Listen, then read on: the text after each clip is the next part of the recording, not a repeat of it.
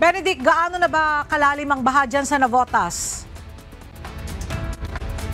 Magandang umaga, Ella. Simula nga bandang alas 9:30 kanina ay may mga lugar na dito sa Navotas City ang nakaranas nga ng hanggang tuhod.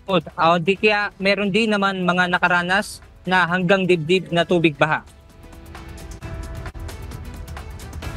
Ayon kay Navotas City Mayor John Ray Chanco, isa sa naging dahilan ng mabilis na pagtaas ng tubig baha ay ang natumbang pader mula sa isang pribadong kumpanya malapit sa ilog.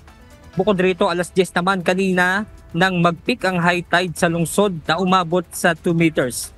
Dahil sa pagtaas ng tubig, nagsagawa ng rescue operation ang tauhan ng Navotas City Disaster Risk Reduction and Management Office sa mga residenteng apektado, lalo na sa Celestino Street sa Barangay San Jose, kung saan malapit yung nasirang pader.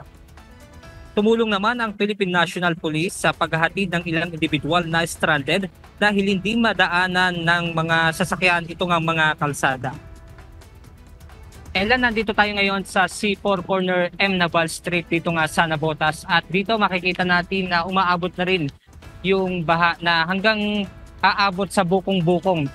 Pero dito pa lang, Ella, ay pinapayuhan na nga ng mga tauhan ng traffic ng Navotas na wag nang pumasok yung alinmang uri ng sasakyan dahil nga pagdating naman sa bahagi o pagpasok na sa lungsod ng Navotas ay malalim na yung baha. At yan muna ang ating update mula rito sa Navotas City. Balik sa inyo dyan, Ella.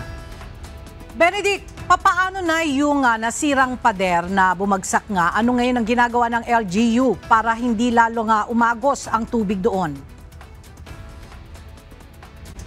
Ella, kung matatandaan natin nung nakaraang buwan, ay meron din nasirang pader.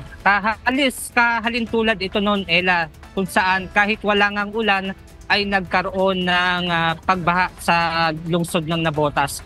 At aalamin natin yan sa lokal na pamahalaan kung kumbaga pagkatapos ng high tide, kasi noon ay nung nagkaroon ng high tide, doon sila naggawa ng panibagong pader, Ella.